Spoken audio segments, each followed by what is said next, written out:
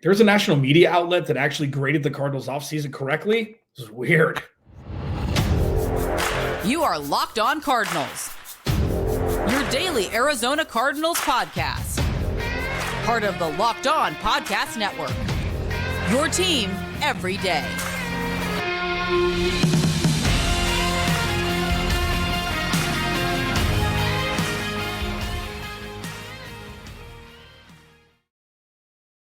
Locked On Cardinals, Alex Clancy here. Follow me on Twitter at Clancy's Corner. Follow the podcast at Locked On AZ Cards. Please go to the YouTube channel. Like, subscribe. You know the drill. Come on, man.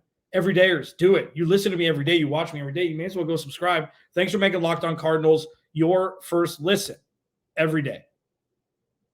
We're free and available wherever you get your podcasts. And again, on YouTube, part of the Locked On Podcast Network, your team every day. So, this offseason, the Arizona Cardinals seem to be misunderstood by national media, outlets.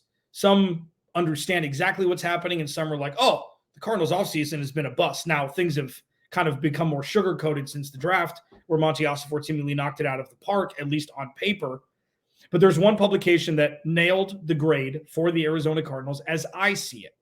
And I'll talk about that in the first segment. But, here's the thing.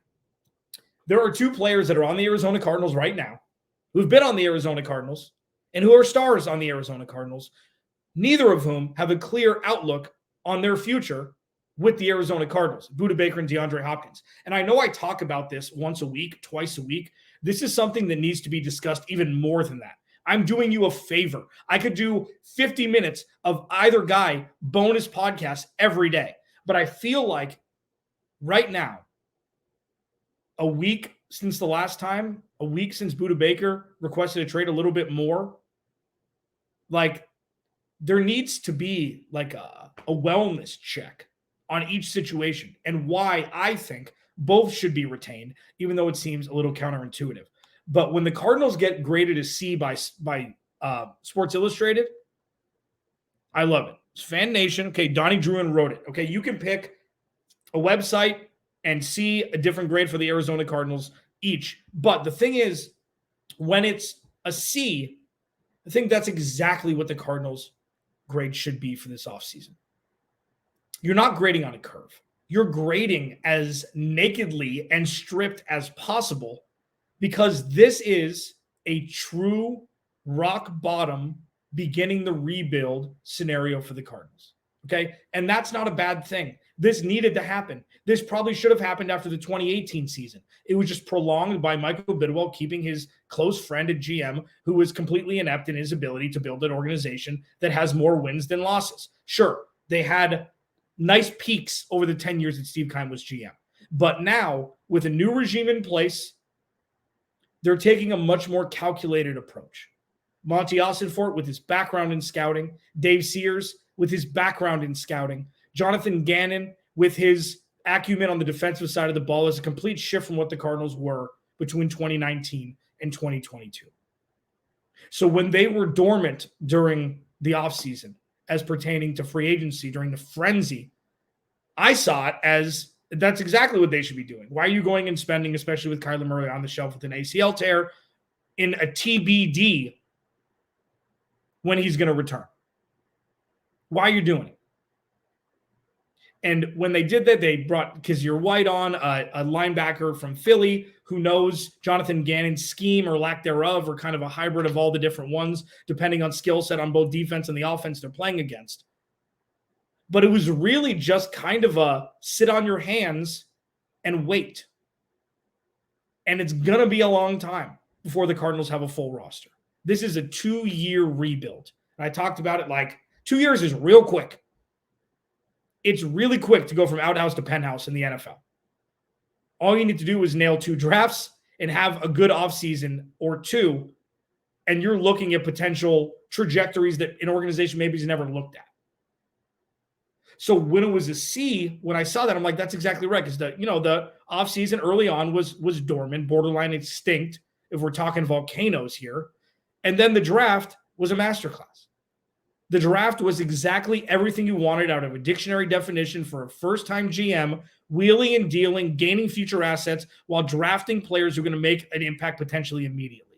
in an effort to rebuild an organization and a roster that was put together by Band-Aids and super glue and not built with a foundation of sustained success and scalability. So what we're looking at right now is the innards of a process of the business side of football. And while the draft was perfect, it couldn't have been more perfect in my opinion. And while, they didn't do much in free agency to start, what that's doing is culminating to a position of leverage moving forward and not of playing defense, not being defensive. I've knocked the Cardinals for a long time about always being defensive and not being proactive in doing something, always waiting for another team to do something before they did something. And now what we're seeing with Monti Ossenfort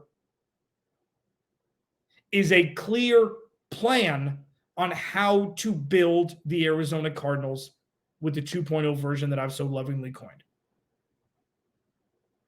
That's what we're witnessing right now. And that's why that C grade is exactly what they're supposed to be. The Cardinals don't deserve anything higher than that. And when it comes to, again, starting so softly this offseason, it's positioning them for great success in the future if everything works out. Obviously, I've gotten people in my comments saying, well, you don't know. You don't know what's going to happen. Stop it. You want to talk about movies and stuff that we all watch and, talk about after? You want to join a book club? Awesome. This is all about prognostication and taking information at hand in a given day and giving one's opinion on it. I can't tell the future. I'm not Clanstradamus. What I can do is tell you what hasn't worked in the past, and this looking different gives it a much damn better chance of working than the purgatory that we've been in, witnessing what the Arizona Cardinals have had, full of dysfunctionality, ineptitude, and the definition of insanity, doing the same thing, expecting different results. So while the grade seems pedestrian, I think it's the highest ceiling the Cardinals could have had this offseason. And it could have been far worse if Monti Ossenfort didn't show, it's not that hard to do the draft well. Like something, the antithesis of what we've seen over the last decade. Locked on Cardinals, your team every day. Still comment. Like if you say something I don't like in the comments, I'm gonna bring it up. And I think it's awesome. That's part of this. That's the beauty of sports. Nobody's gonna agree. And that's the best part about it. And keep coming. I love it. Follow me on Twitter at Clancy's Corner. DM me. I'm telling you, if you want topic ideas, if you want things for me to discuss, DM me on Twitter. I don't care. Follow me if you want to. I don't give a rip. My DMs are open. Send me a DM. I've gotten plenty of them. I used one a couple days ago about the RB room. I'd love to do that, especially this offseason. I want you to immerse yourself in this, and we can make this the podcast that you want it to be, segment by segment. And I'll just be the voice and just scream idiotic nothingness into the ether like I always do.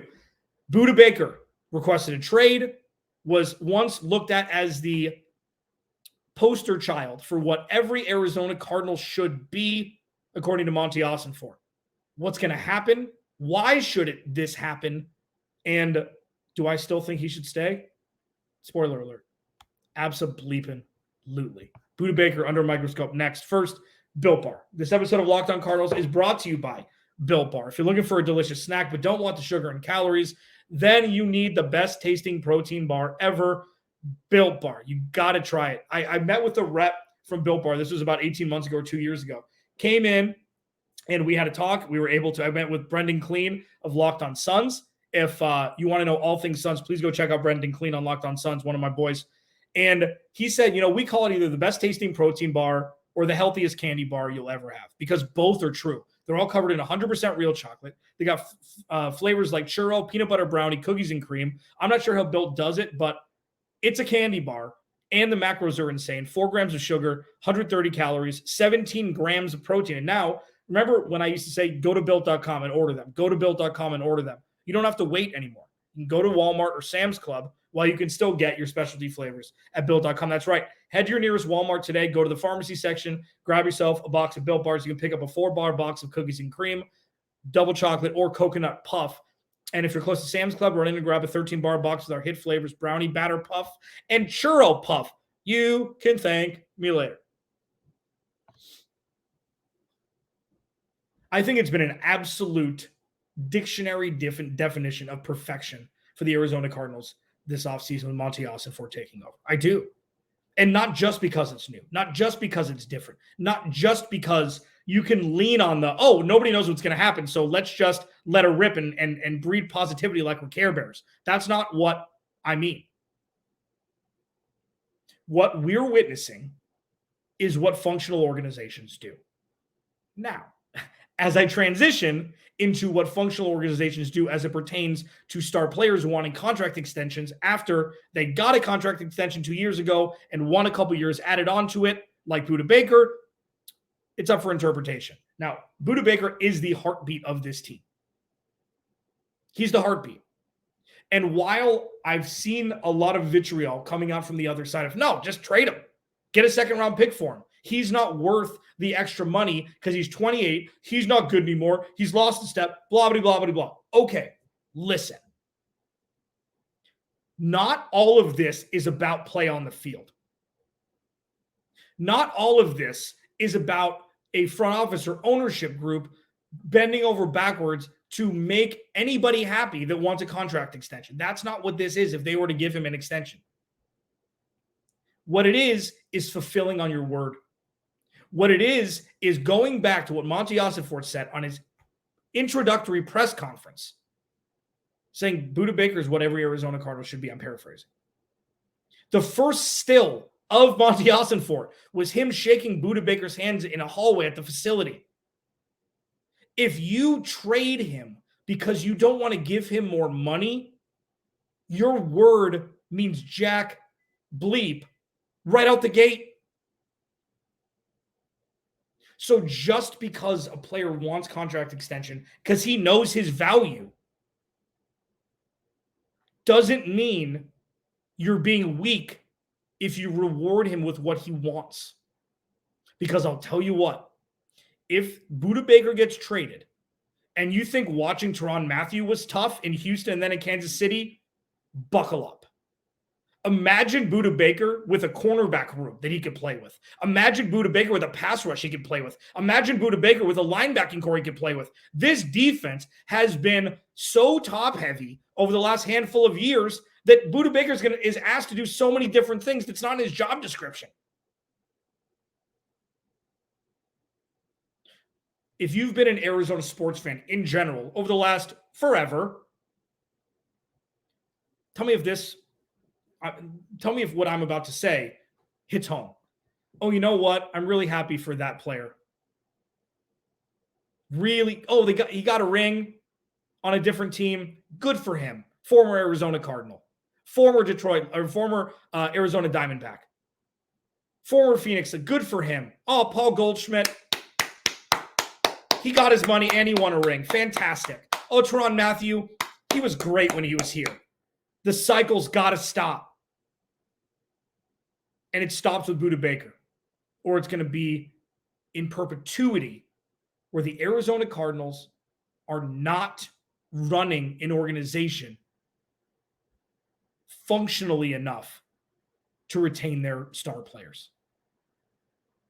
Budda Baker is all world as it pertains to this organization. Did he have a down year last year? Did you see this team last year? And let's address the money. Here we go. Take a breath. I'm sure some of you are angry with me right now. That's okay. I'm not going to change my mind. 2 years from now, when the contract extension kicks in after the 2024 season, there will probably be 10 safeties who make more than Budda Baker does per year. So when you're front loading or when you're doing it now, you're actually saving money in the long run. All the while, not having a disgruntled star who deserves more money than he's given, which is 100% true, especially having to go through 2023, which is going to be a complete crap box if Kyler Murray misses more than 6 or 7 games. It's the right move. And I don't understand why it hasn't happened yet. That's one thing that's a massive box checked. Not only to show that you take care of your own, but also for free agents, people who get drafted. Oh, you know what? if I ball out, this team's going to take care of me. And yes, I know Budda got a contract extension 2 years ago. If you add on 2 more years, what's the downside? Locked on Cardinals, Alex Clancy here. I'm feisty today, man. I don't know what's going on. I got Tyler Drake from Arizona Sports coming on tomorrow. Real up-and-comer in this space. I mean, he's already established, but, over the last couple of years, he's really made big waves, doing a lot of great things over at 98.7 KMVP, Arizona Sports. DeAndre Hopkins. You know the segment about Budda Baker? Let's do about DeAndre Hopkins next. Locked on Cardinals. I think I need like a Built Bar or something. Maybe my blood sugar is low. Or maybe I'm just spitting facts. I hate when people say that. I just wanted to pepper that in today to just test myself that I could. I did. Can we just erase that? Follow me on Twitter at Clancy's Corner. Please go and subscribe to the YouTube channel. Leave a comment. Let's have some discussions. DM me on Twitter. Let's keep an open flow of communication, baby. This is the fun stuff. The Cardinals are a tabula rasa, man. They're clean slate. Nothing but possibilities for this organization for the first time in a long time. DeAndre Hopkins, still a top 10 receiver, in my opinion, in the NFL when healthy. Sure. Has he lost a step? Has he ever had a step to lose? He's one of the slowest impact wide receivers maybe we've ever seen. So with that, and that's not a knock, DeAndre Hopkins always gets to where he needs to go. He catches everything. His catch radius is infinite. And while he's had injuries the last couple of years, got popped for PEDs, which I still think was, I still think that it was a mistake. It was a whoopsies. I don't think he did it on purpose. And he just came back and had 25 catches and almost 300 yards in his first 2 games back. He doesn't need that to be a stud. This is a trickier one because it makes more sense to move on from DeAndre Hopkins post June 1, where they'll save some money, whether it be a trade or cutting him. The trade market evaporated for DeAndre Hopkins. My thought, and go with me here, my thought is he has no guaranteed money left, so there's going to need to be a restructure. I say you add 2 more years to his deal, or a year to his deal, and restructure, there's some guaranteed money up front. You placate him by paying him for what's going to be potentially not so great of a season. And then you look at 2024 and you see a healthy Kyler Murray, you see a healthy Hollywood Brown, and you see a healthy DeAndre Hopkins on the same field, not to mention Rondell Moore, Greg Dortch, and we'll see if Michael Wilson can ball. Could be a lot worse. My biggest fear going into last year, for everydayers, I apologize, you're going to hear this again. If this is your first listen, thank you. My biggest fear going into the last season, I said this throughout the offseason, right after DeAndre Hopkins got suspended, was that DeAndre Hopkins and Hollywood Brown would not play meaningful snaps together. And right when DeAndre Hopkins came back, Hollywood Brown got hurt the game before. They high-fived like they were a tag team in WWE, and that was all she wrote. Seeing Hollywood Brown and DeAndre Hopkins on the field together is something that we needed to see last year for proof of concept to be able to circumvent the conversation we're having right now. That didn't happen. So now I'm having this conversation imploring whoever hears it to realize that cutting DeAndre Hopkins, trading DeAndre Hopkins for a 5th-round pick, as opposed to paying him, I don't understand why it's a conversation. The Cardinals have the highest wide receiver room, average salary in the NFL. Okay. It's a pretty sweet wide receiver room. It's a pretty sweet car. There's little grandma's boy for you too on a Thursday afternoon. When it comes to DeAndre Hopkins, people don't understand how important he is to this team. And with him gone, it will be a massive void in the wide receiver 1 spot. We don't know if Hollywood Brown's going to be a wide receiver 1. We have no idea, but we do know that DeAndre Hopkins is.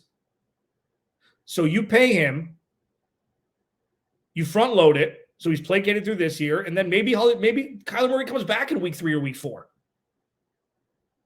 And if he doesn't, you're looking at 2024, a boatload of draft picks, and a team that could genuinely go from outhouse to penthouse in one offseason after what they've leveraged themselves to be able to do next offseason from what they've done this offseason. I think retaining both of them is necessary even though the rebuild is happening, that doesn't mean that nobody makes money. It doesn't matter what's going to happen this year. The win-loss record doesn't matter for the Cardinals this year. I've talked about this a lot. This is about culture shifting. This is about infrastructure building. This is about dysfunctionality being removed and functionality being supplanted in its place.